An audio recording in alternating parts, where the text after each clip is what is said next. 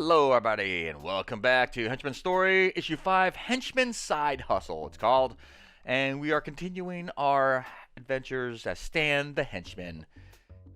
And we'll see how far he can get without getting his butt handed to him again. I really don't want to see him in the trash can again, but that only happened once! Otherwise, he got knocked out with some, elephant tranquilizer that really knocked him for a loop. But anyways, let's get started. I walk through the halls going against the grain of the usual game night traffic. A short while later, I step into the hallway, bag in tow. While the halls aren't jammed-packed, there are definitely more people than normal, all heading off to take part in one game or another.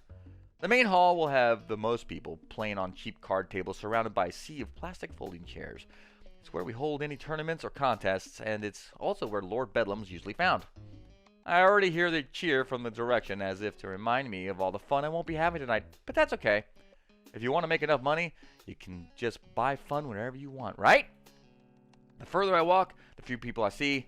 There's a little in this direction besides the main entrance, so all I expect to find are a few unlucky souls that drew guard duty tonight, like that woman up ahead. Already slacking off by the looks of it, just leaning against the wall like she's waiting for... Wait. Kate? What are you doing here? What's it look like? Waiting for you. I saw you took that gig, and what do you know? My schedule's suddenly free. Yeah, sorry about that, honestly. I told you not to sweat it. Besides, you were upfront about it. Can't ask for more than that. I can still feel bad, though. If that's your prerogative. But really, it's no big deal. You still rank below the kid that ditched me at my freshman semi-formal on the list of guys who left me hanging. What did you do to him?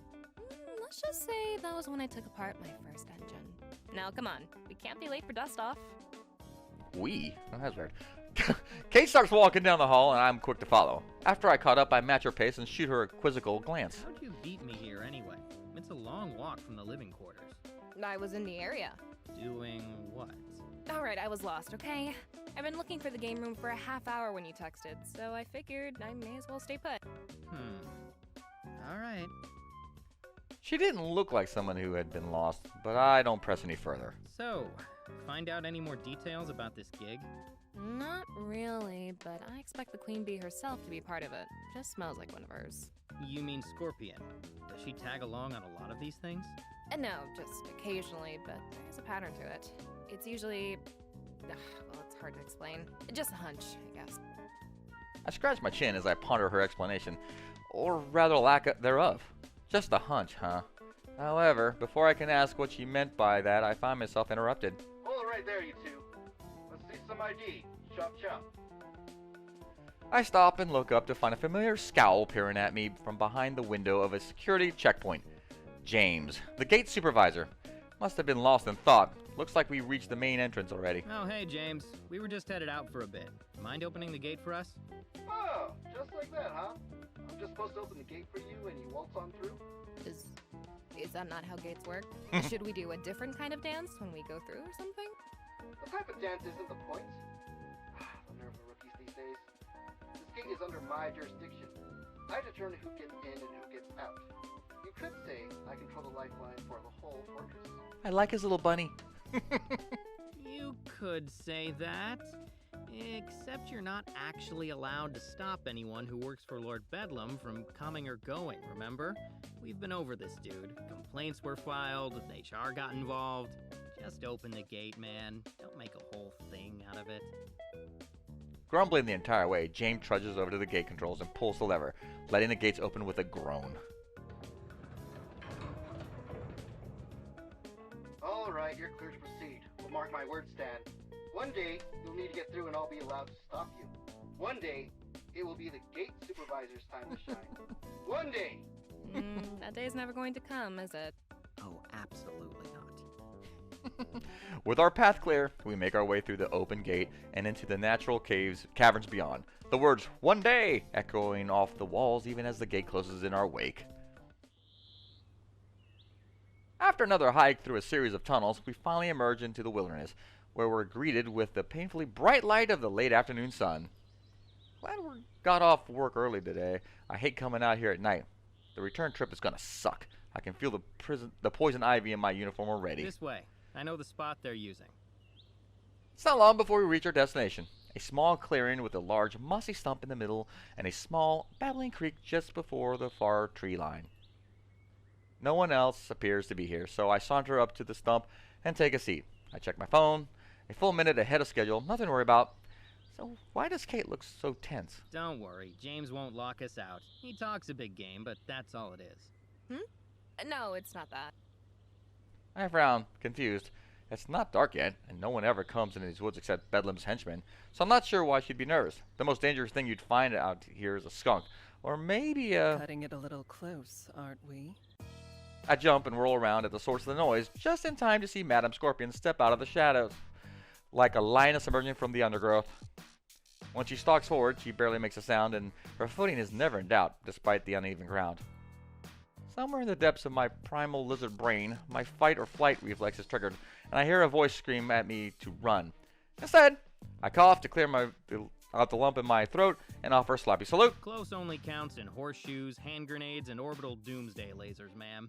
I wouldn't know for sure since we never had either of those last two, but it seems like a safe bet. You're not missing out. Orbital weaponry is overrated. Easily identified and easily dismantled. Just ask Dr. Calamity.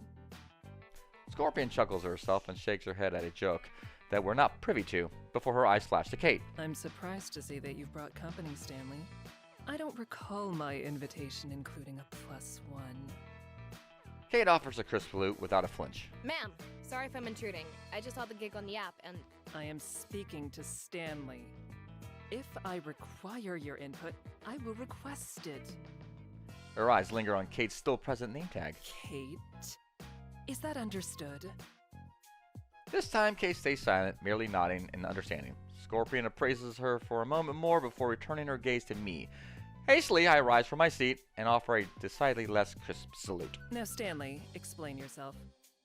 Why is she here with you? Oh, great. She has followed me here. I want her here. Why are any of us... I better defend her. I want her here, ma'am. We were supposed to go to game night together, and I felt bad about ditching her, so I was hoping she could tag along. I notice Kate's expression shift. It's hard to tell if she's worried or confused with the mask, but when I smile at her, she smiles back. And you didn't think to check whether that would be allowed? I figured you'd be way too busy. I wouldn't want to interrupt you at your office uninvited. Scorpion's eyes narrow and she glances between us, considering. Very well. I'll assume that this was merely some clumsy, misguided attempt to salvage what social life you have here. Though, I'll warn you, Kate. You may regret taking him up on his offer. This is a dangerous assignment. Hardly the time for socializing. I'm aware, ma'am. I read the ratings in the app. I just need the money, and I'd rather work with someone I can trust. She smiles at me again, and some of the guilt I feel slips away. She didn't deserve to be ditched by me and grilled by Scorpion on the same night.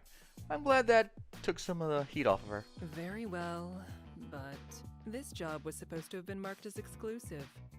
Only certain users should have been able to see it. So, Kate, are you certain that you signed up for this job in particular? Yes, ma'am. Here, I'll pull it up. Kate unlocks her phone and holds it out for Scorpion, who takes it without hesitation. After examining the screen, the supervillain frowns and hands the phone back to Kate. Odd. Either it's a bug, or someone on our live team needs to remember just who they're working for. You shouldn't have been able to see that. Ooh, someone's in trouble. You're one of ours, correct? How long have you been with the program? A few months, ma'am. This is my third gig, first long term. Sorry about the mistake. I didn't even know that the app had exclusive jobs. Me either. And that's why you're doing this whole closed beta thing, though, isn't it? To test all the features? That is one of the goals, yes. Well, assuming you don't botch the job and get yourself captured, I expect you to file a bug report before morning. Understood? Absolutely, ma'am. Scorpion looks like she's about to inquire further, but before she can, we're interrupted by the sound of helicopter blades rapidly growing louder. Our eyes turn to the sky, and soon enough, a jet black helicopter soars into view, flying as low as it can without touching the treetops below. It slows and comes to a halt above the clearing. I step back to give it room, but there's no need, as a rope ladder soon falls down from the side of the vehicle. Nervously, I look up at the helicopter, measuring the distance in my head. Physical activity already? This job really is going to be dangerous. Over half a minute late. Clearly used to this, Scorpion strides over to the ladder and looks back at us expectantly. Well, we're already half a minute behind schedule, Stanley. Let's not make it worse. Right, sorry. Just stretching. But you're standing still. Emotions need stretching too, alright, Kate? Reluctantly, I walk up the ladder, take a breath, and begin to climb. Fortunately, aside from one moment near the top where I accidentally looked down, it actually wasn't that bad. Soon enough, I'm seated inside the helicopter with a dozen other henchmen in nearly as many different uniforms. Kate soon follows, and Madam Scorpion literally leaps up from the ladder afterwards. While it's nothing next to going one-on-one with Miss Dynamo, the move was so effortless that it makes me wonder about Scorpion's powers. She clearly has some, but do they go beyond her obvious physical abilities? If she was really the top assassin in the world with supervillains, surely there's more to it than that, right? Maybe the job is where I'll find out. Though if it is, that probably means that we're in serious danger. She played things close to the vest that I can't imagine her revealing her full arsenal unless she has to. So on second thought, maybe some mysteries aren't meant to be All solved. accounted for. Pilot, take us to the next rendezvous point. Again, that sounds like a car. Kate and I hurry to strap in as the pilot complies with Madam Scorpion's order. For her part, the supervillain merely grabs a handful and plants her feet uninterrupted by the swaying of the helicopter. As we ride towards our destination, the sun starts to slip beneath the horizon and the city fades into view. Not long after that, our helicopter sets down in a small field near the city limits and we pile into a van. Was wondering when we'd make the switch like that. Something like a helicopter is bound to attract attention, as we found out on Wednesday, and this job seems a lot more subtle than Lord Bedlam's usually fare. By the time we pile out of the van and into the abandoned parking lot, that's apparently our destination, the last shreds of dusk are gone and the night is lit only by the moon and the city's bright neon lights. And here we are. Now, I know this might be a foreign concept to some of you, but while we're exposed, let's try to keep a low profile, shall we? That means minimal chatter, understood? She explicitly holds her gaze on me for a moment while she says that last part, and Kate, who's standing next to me, lightly elbows me in the side. What? I think you know. Now then, all surveillance cameras along our designated route have been disabled, so don't stray from it. We go up the fire escape there, directly west along the rooftops, and enter the fourth building via roof access. Well, get moving. The other henchmen scrambled towards the fire escape, like a frantic conga line of brightly colored candies. Kate and I start to follow at a less panicked pace. However, I see that Madam Scorpion has started walking in another direction entirely. Perceptive as always, she doesn't fail to notice my stare and turns to face me, eyebrow raised with imperious indignation. Yes, Stanley? Do you have a question? You said you turned off the cameras. How did you do that exactly? An insightful query. Perhaps too insightful for your own good, darling. Do you really think someone of my stature wouldn't know how to deal with a few cameras? I guess not, but... I trail off, not daring to finish this thought, pointing out that she didn't answer my question is more likely to earn her ire than an answer. Luckily, Kate takes my hesitation as an opportunity to step in. We're just impressed. That's all, ma'am. You're in a tight ship. Scorpion doesn't look the least bit flattered as she turns her critical eye on the shorter woman, looking her up and down. I do indeed. And that means you'd better stop stalling and get up that fire escape. Don't you agree? Right away, ma'am. Come on, let's get to climbing. Kate gives me a light rap on the shoulder and a reassuring smile, and I mouth a thank you in return. Not everyone would risk Scorpion's wrath to help me out like that. Even though we pace ourselves, the climb up the fire escape is long, and I find myself a little winded by the time we reach the top. Damn, we're not even to the hard part, and there's already been so much work. Luckily, the henchmen ahead of us didn't do as good a job at pacing themselves, so catching up is easy. Not that Kate would have trouble going a little faster. She barely seems warmed up after that. Hey, slow down. We're not in a rush. What's the matter? Winded already? All we've done is climb some stairs. Come on, man. No? Well, that too, but that's not the point. Once we catch up, get past the guys in the back, but don't get too close to the front, alright? Trust me. Why? Is that your plan to get out of doing the hard work?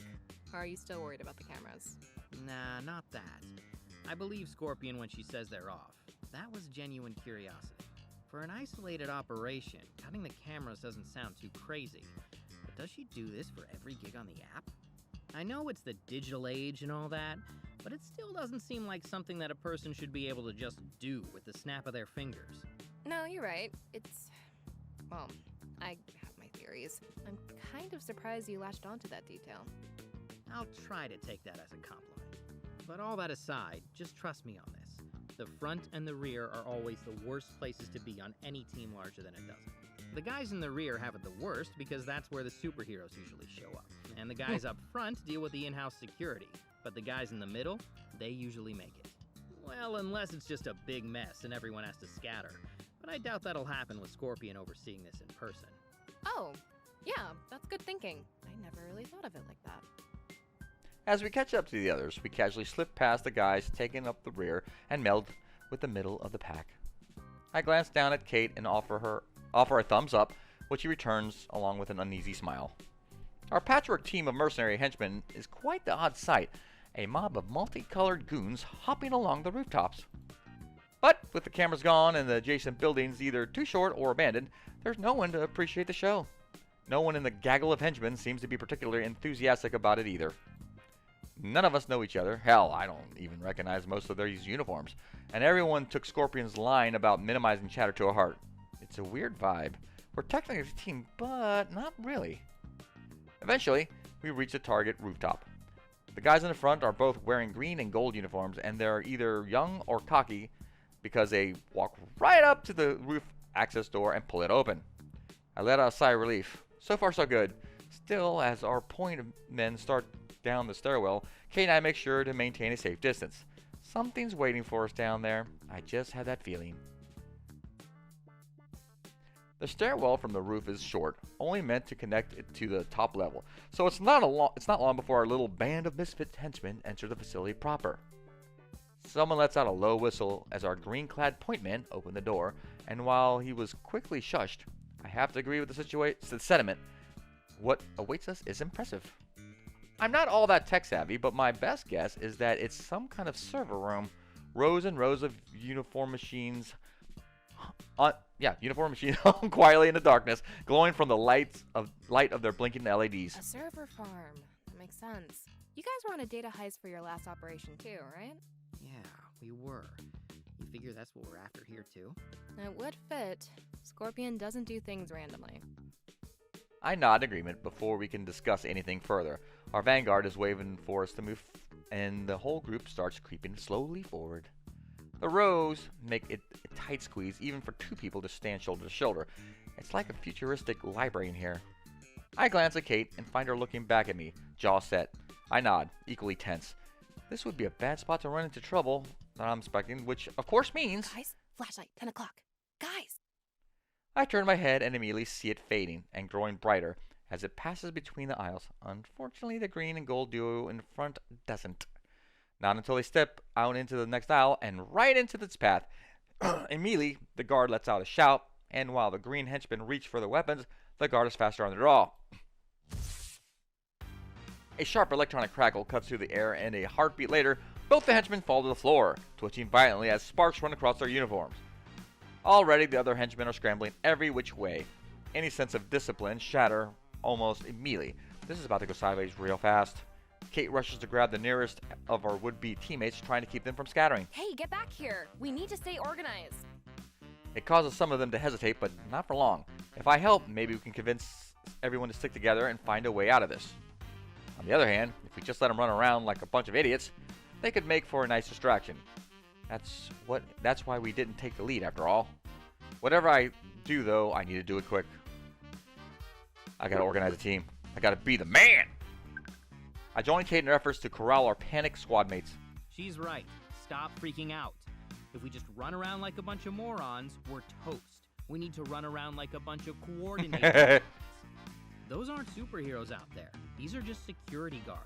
Regular dudes paid to protect some more important dudes' stuff. They're just like us, only we dress better. A few of the other henchmen calm down after that. One even chuckles nervously. I point at her gracefully. Gratefully. Appreciate you. Kate nudges me and smiles. And I appreciate the help. Thanks. No problem. Did you have a plan? Yes and no. How about you? I don't, but when I glance at the others, I realize that I need to pretend like I do. As a matter of fact, I do. Okay, so first, We need to go on offensive. They we already need know to we're go here. on the offensive. There can't be that many guards, and they didn't know we were coming. If we hit hard as a group, we can overwhelm them. Is that our only option? You just said they were normal dudes like us. Exactly. Which means one, we can win, and two, as professionals, they know how this goes. Our side pays us, their side pays them. No hard feelings. Right, team? The other henchmen nod and mutter in agreement with varying levels of enthusiasm. Good enough. With a flourish, I pull out my combat baton and start using it to direct the others. Okay. You guys swing around and try to flank the ones we spotted. You two head for the entrance and cut off anyone coming to help. You three, rear guard. The trio groans, and I can't help but grin. Just screwing with you. You guys come with Kate and I. We're going right in. I turn to Kate and take a deep breath. Ready? As we'll ever be. Let's do this. Baton in hand, I jog forward through the endless rows of servers, lights whizzing through the corner of my vision in a blur, though I make sure to conserve my energy. And it's a good thing I do, because as I round the corner, I come face to face with a pair of guards. Luckily, the three henchmen that I brought along quickly dogpile on the nearest one, crashing to the ground in a tangled mess of limbs and colored uniforms. Not the most efficient takedown, but it'll do. In the distance, I see more clumsy scuffles break out, as the henchmen we sent to flank the guards make their move. It sure isn't pretty, but it seems to be working. That just leaves me with one guard to deal with. Okay, I can handle one. I was able to hang with Shiny Nova for at least like 3 whole seconds. This'll be a cakewalk. All right. You can either walk away or Charge at me like a maniac apparently. I managed to give him a good whack on the shoulder as he rushes me, but his other hand still managed to reach out and grab a fistful of my uniform. Before I can react, we're both colliding with a rack of servers, and he's clawing at my face. What the hell, dude? We both look so stupid. I punctuate each word with a swing of my baton, smacking the guard in the back. Jesus, what kind of security firm did this place hire? The bludgeoning loosens his grip, and I manage to push him off me. Quickly, I step back to gain some distance. Okay, you asked for it. I raise my baton and prepare to charge, but pause when I see movement out of the corner of my eye. Is someone hopping on top of the server racks like a ninja? No, not just someone, it's Kate. In 2 strides, she leaps onto the adjacent row of servers, and with the third, she sends the sole of her foot careening towards the guard's chest with a flying kick. The wind is immediately knocked out of my assailant, and he stumbles backwards until he literally bounces off another server. By then, Kate has landed and is there not only catch him before he collides with the floor, but immediately turn that into an armbar. I was teeing that one up for you. I could tell. With some effort, Kate pulls a zip tie out of her belt and secures the guard's wrist to one of the server racks. Her foe subdued, she twirls out of the armbar, swipes the man's taser, and fires it just past my shoulder. I roll around to find a second guard already fallen to the ground, convulsing from his co-worker's own weapon. That one was all me, though.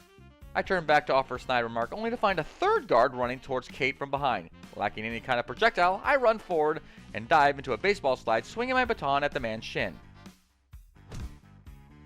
It connects, and he trips forward, yelping in pain. Meanwhile, I scramble back to my feet, fumbling with my baton. Where the hell was that shock switch? Oh, there it is. A jolt of electricity surges from the end of the baton, and a moment later, the guard lies unconscious. And that was all me, so we're totally even. As long as we're not counting style points. Oh, we definitely are. Now come on, let's wrap this up. She can't take the fact that I helped her. Funny.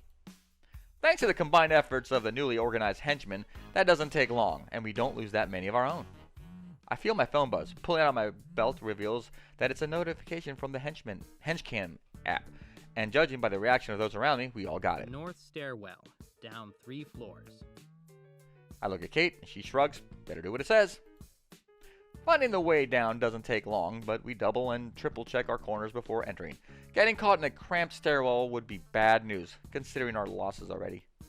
Our caution slows our pace to a crawl, but fortunately it's an uneventful descent. Soon enough, we open the stairwell door to find More servers. Is this whole building filled with them? Don't doubt it. Classic Madam Scorpion target. But what's this place doing in the middle of the city? The only places with this much sensitive data that I know of are intentionally isolated. Wait, you've been to one of these places before? Before Kate can answer, a metal clanging sound echoes across the room, and we turn to find a severed metal limb. Roll to a stop a dozen meters away. Don't be frightened. It can't hurt you. With a swagger that your garden variety egomaniac could only dream of, Scorpion saunters into view, holding her energy sword in one hand and what appears to be a decapitated robot head in the other. A black duffel bag is slung over her shoulder, though she moves like it weighs nothing at all. With a wicked grin, she holds the sparking robot skull up to her eye level. She's a cyberpunk rendition of Hamlet. Isn't that right, my friend? Yes. You and all your ilk aren't a threat to anyone right now. Oh, damn it. Out of a sense of morbid curiosity, I dare to peer around the corner, even braced for a scene of carnage. The sight is disturbing. A pile of mangled robot parts flows across several of the aisles. Twisted metal limbs and weapon barrels protrude from the heap, and oil pools like blood across the tiles. Scorpion's done more than destroy them. She diced them to bits. But we can't just have them lying around like that, can we? It's unsightly. So, Stanley, darling, you're coming with me, but the rest of you? She tosses the duffel bag to the ground. Your next task is in there. The other henchmen just stare at the bag nervously. All but Kate. Anyway, who is looking at me? Hey, be careful. Yeah, I better be nice. You too. Kate smiles and wraps her knuckles against my shoulder. With that, my peer steps forward, offering Scorpion a salute before kneeling down and opening the bag, revealing cleaning supplies? I guess she wants to literally scrub the place of evidence. Glad I'm getting out of that. With an unapologetic shrug, I rush to catch up with the supervillain's long, graceful strides. Thanks for choosing me, ma'am. Or, whatever this is. I appreciate it. Don't bother. Your ability to shirk any duties related to manual labor simply makes you more useful to me here. Nothing more. Oh, great. And I'm curious to know how the operation has gone for you so far. Now you know how these things are. Pretty routine. If you've broken into one data center, you've broken into 100. Don't play coy, Stanley. The question was largely rhetorical. I know exactly how everything happened. First, you elected to stay in the middle of the group with your partner. A prudent measure, and one that quickly paid dividends as things, how to put it gently, broke down. Yet despite your earlier precautions, you wasted time trying to rally the troops. Why? Well, I figured that was the best chance we had at getting out of there unscathed. We? Stanley, I thought you were smarter than this. You do understand the premise of this program, don't you? These other henchmen are your competitors, not your comrades. You may need to pay lip service to that farce under Bedlam, but here you don't need to waste your breath. Here, you can truly act in your best interests. You need to embrace that. Even so, your overall strategy to crush your enemies beneath your heel was a sound one. I was impressed that you managed it so efficiently, even after wasting all that time. I tried my best, ma'am. Though my heel wasn't really involved. I'm actually pretty bad at kicking in general. These hammies have no flexibility at all. We made it work, though. And Kate was a big help, too. Where'd you guys find her? She pulled out some MMA cage fighter type shit out of nowhere. So she did. I'll be sure to look up her profile. As we talk, we move deeper into the room, passing row upon row of servers. A few beats of silence pass before a thought occurs to me. How did you know what was going on up there anyway? Were you watching? In a manner of speaking, yes. I would think that was obvious. But not in person, right? You couldn't have. Did it have something to do with the cameras? Persistent about that, aren't you? Very well. I'll give you a hint. But only because I like you. You like me? Yes, it has something to do with the cameras. But not in the way you think. In what other way, then? Stanley. One hint is all you get. Understood, ma'am. We continue to walk in silence for a few moments, until I find my gaze lingering on the severed robot head that Scorpion has carried. Can I ask a totally different question, though? You may. So long as you are prepared for the answer. I am. Sure. Look, it seems pretty clear that you didn't need any help with this job. So why bring us along at all? Need? No, of course not. I don't need anyone. People are more of a luxury good. They can make things go faster, more smoothly. Like with the cleanup. Yes, exactly. And those that didn't make it past the upper floor played their part as well. Drawing guards, creating a mess that's just waiting to be found. Whoever finds that will surely assume that my target was on that floor. And why not? The company who stores their data there is a weapons manufacturer after all. The perfect red herring, don't you think?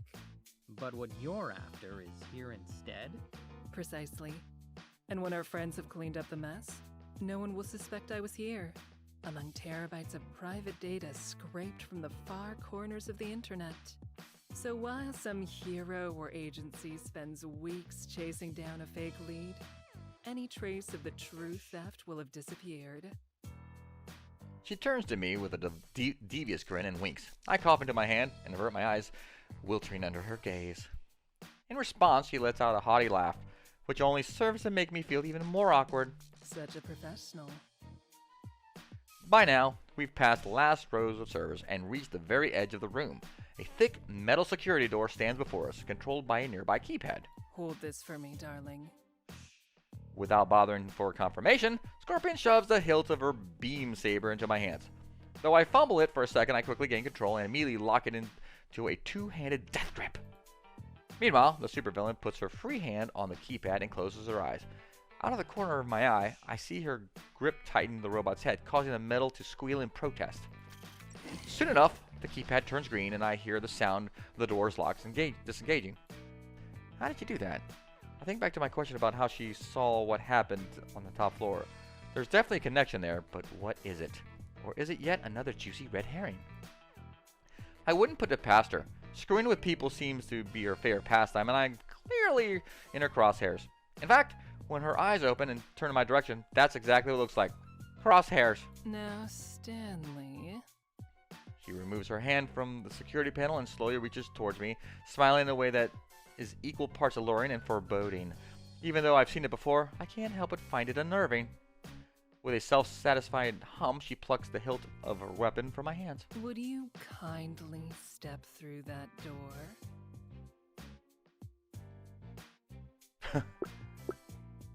I kind of like the view better out here. Screw it. Whatever's behind that door could kill me, so I might as well go out with no regrets. Nah, I like the view better out here. Oh? I can only assume that you're speaking about the servers. Or perhaps you've spotted your own reflection somewhere. Can't say that I have, though I am pretty damn handsome. Let's not get carried away. Well, if you don't think I'm handsome, what is it you like about me? It must be something. First you invite me to this after-hours side hustle, then you invite me over here all alone. Careful, Stanley. With a casual grace, Scorpion stalks even closer, something primal burning behind her golden eyes. When she smiles, I swear I can see fangs. Lest you forget your place. I brought you here as a professional. And if I don't want to be professional? Oh? What do you want? Scorpion laughs and moves closer still. I can see my reflection in her eyes, and I feel her breath tickle my nose. But that's a question for another time. Think on it. Oh, I will. If you survive. What? Suddenly, I'm caught up in a blur of motion. The door swings open violently, and I feel someone grab my arm and send me hurtling towards it before I have time to react. Even though I know that it must have been Madame Scorpion who did it, she moves so fast I can't actually see her do it. One moment I'm staring right at her, and the next, all I see are shadows. Seriously, that's all I see. Even as I stumble to a stop inside the room, I have trouble finding my bearings. Why is it so dark in here? I start to fumble for my flashlight, but before I can find it, I hear a machine whir and the metal groan as a pair of glowing red eyes come to life right in front of me. Soon the eyes are joined by a veritable constellation of LEDs, and from their dim, foreboding light, I can make out the massive frame of yet another robot, slowly rising to its feet. All 4 of them. 4 feet? Why did it need to have 4 feet? And why does it need to be like 3 meters tall? And why does it need all those guns? Oh, right, the guns. Shit! I scramble to the side, desperately searching for cover. Out of the corner of my eye, I can see the robot's weapons tracking me. I'm not going to move fast enough, but someone else does. Thank you, Stanley. In a blur of black and red, Madame Scorpion streaks into view before the deadly machine can open fire, and while it quickly turns to face this clearly more imminent threat, by then it's far too late.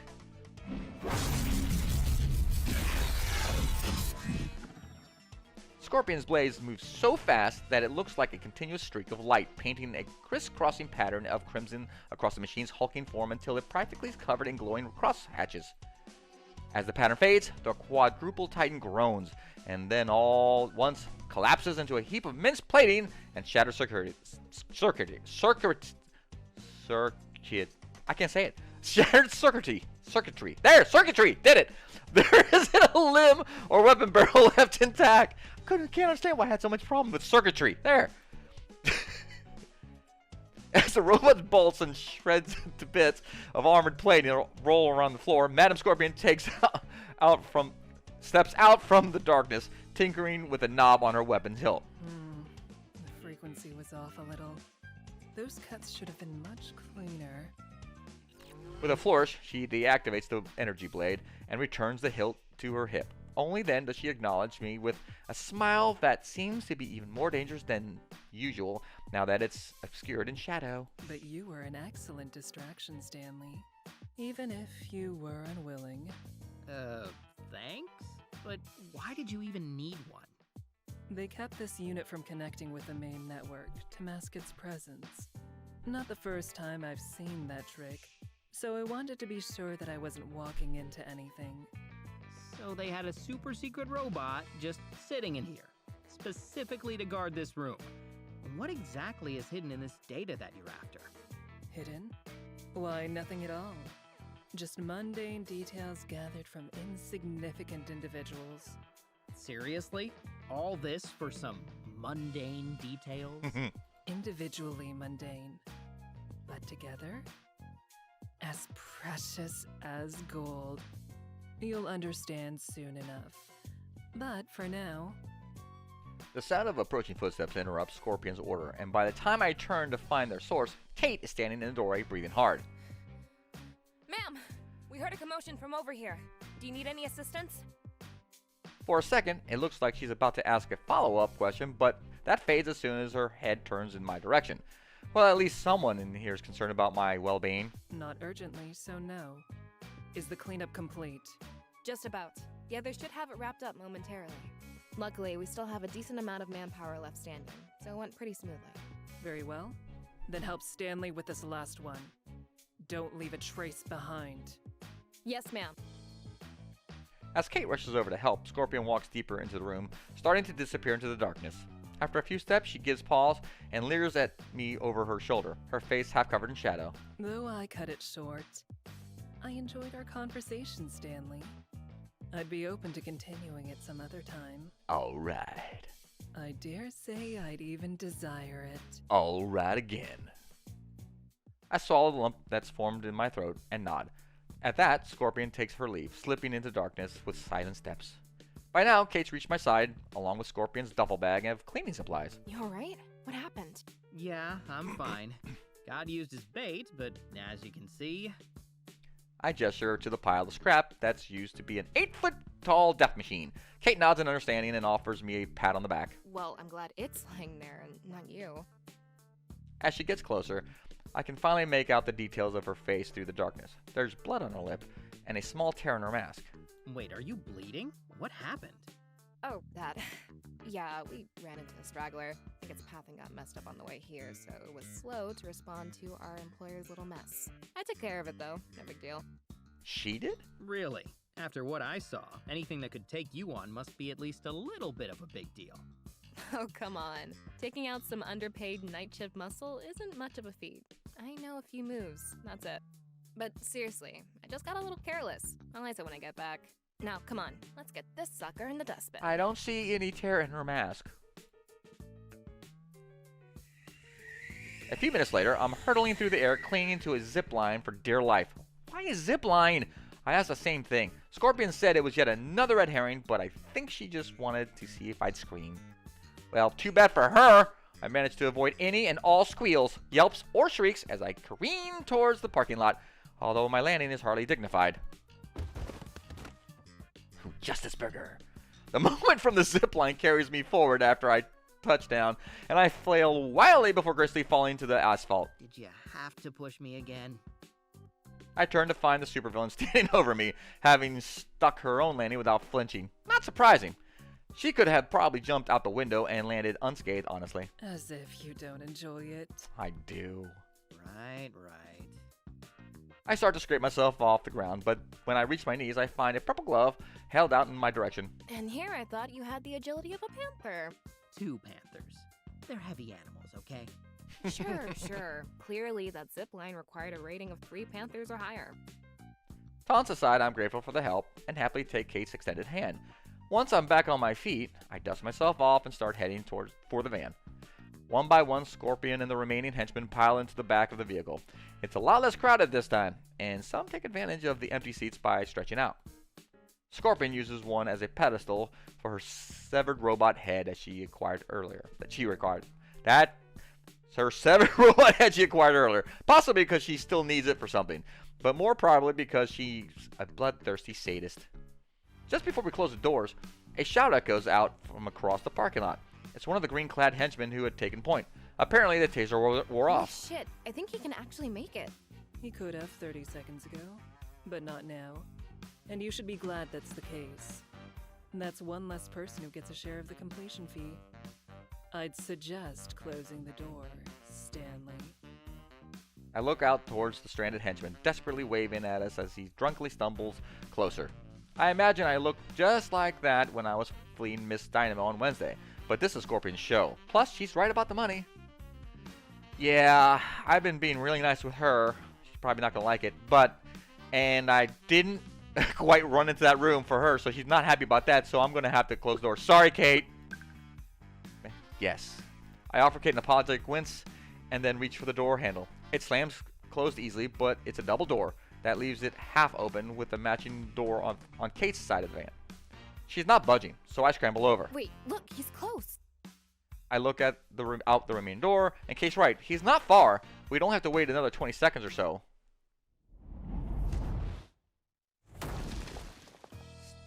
But the all too familiar sound of a human-shaped meteor falling to the earth puts an end to that hesitation, and I slam the door shut. Hell yeah, I made the right decision! Thank you, Stanley. Driver, let's be off. The van roars to life, screeching out of the parking lot as fast as it can. I can hear the green henchman yelling at us in the distance. Soon enough, it's accompanied by the sound of an aforementioned meteor finally crashing to the earth. Scorpion! Come out! You can't hide from me forever. Yes, we can. You know, I never had to deal with a pissed-off Miss Dynamo until I met you, ma'am. I mean, she still had zero problem kicking my ass, but she was a lot friendlier. A civil relationship with one's mortal enemies has little value, in my opinion. I prefer her this way. She makes mistakes when she's angry. And when I at last put an end to our little game, I want it to be raw. That moment when she realizes she's been raging and roaring against the inevitable, that will be something I can truly relish. Put an end to your game? Do you mean... Scorpion's head tilts curiously as her eyes snap to Kate. That alone causes Kate to trail off, though Scorpion herself doesn't reply for several moments, letting the silence hang as she examines my fellow henchman. Kill her? Why does it matter? It's no concern of yours. Scorpion leans a little closer, examining Kate's expression. I get secondhand nerves from just watching. I know from experience how it feels to have scorpions stare into your soul like that. You're too soft for this. No, ma'am. I was just. That wasn't a question. You are. Look at Stanley. Yeah, look at me. Scorpion gestures towards me so grandly that I feel self-conscious about my appearance. He understands what this is. But you haven't grasped it, have you? And here I thought you'd been part of our program for longer than him. Sorry, ma'am. Don't apologize. You'll learn eventually, one way or another. The supervillain holds her gaze on Kate for a moment longer before finally pulling away. As she returns to her own seat, she turns to me, placing one hand delicately on my shoulder. This is but the first step down a new path for you, Stanley. Keep walking it with me, and we may find something beautiful at the end of it. Oh, yeah. Sure. Got it. She squeezes my shoulder just a bit too hard and smiles just a bit too wolfishly before finally returning to her own seat. I try to hide my nervous exhale as I lean back in my seat. Just the first step, huh? Then why do I feel so exhausted by it? I close my eyes and try to let the rattling of the van rock me to sleep. Doesn't work. Some of the other henchmen try to start up some awkward small talk, but that doesn't work either. In the end, all we're left with is an uneasy silence, even as we pass the city limits. And there's the car-sounding helicopter. Oh, now there's a tear and blood. That silence carries on all the way until our pickup point, and even as we drop the remaining henchmen back at their own rendezvous locations. Before I know it, it's just Madam Scorpion, Kate, and I, all alone as we ride the helicopter back to Lord Bedlam's lair. I'm not sure anyone even offered a goodbye. Not that this was a tightly knit group or anything. Even during our brief flashes of cooperation, we weren't really a team. That was the point. We were only united in that we all wanted an extra paycheck. You might say it was more honest that way. There were no self-indulgent speeches about how we're all brothers and sisters, no empty platitudes from a supervisor who calls me buddy, but won't even recommend me for a cost of living raise. If you're good enough to get a job done and make it out, you're paid well. If not, you're left in the dust. Scorpion was right. I could make a killing like this. I'm good enough too. Well, until I'm the one left in the dust. How long could I stave that off, I wonder? I watched Kate wipe the blood from her lip with her knuckle. Even just one of these gigs takes its toll on people like her and I, so I have to play it smart. And if I did, I look at Madam Scorpion, who spent most of the ride casually examining the robotic skull she pilfered, her thoughts in mystery. I could never have what she has, no matter what I do. I know that, and yet she has me wondering, how close could I get? I'll never have powers, but if I play this Henchman thing right, maybe, just maybe. No, one foot in front of the other, man. You've got some extra money in your pocket and curried a little favor with the new boss. That's good enough for now. Or it will be, as soon as I can collapse in my bed. Issue 6, Finite Crisis. And that's where we're going to leave it. And I'll read that in my next episode. So we have accomplished the mission. I helped out Kate. Seemed like Kate got a little happy with me. And then pissed off, I think I did, Madam Scorpion. But then at the end, when I closed that door on the henchman, which was the right move, by the way, because that dynamo chick showed up and I want no part of that again. The one trash can's enough. So I think I did right there too. So I think I'm even. Yeah, I think I'm even. I think I did pretty good in this one. So guys, thank you very much for watching. I do appreciate it. I hope you like what you see. Please leave a like. I know sometimes it's very hard to remember to hit that like button because I do it all the time. I always have to go back and go hit like. But subscribe, do all those one things to help me out. I do appreciate it. Really, really, really do. And I hope to see you guys here on the next issue of Henchman's Story. Bye-bye.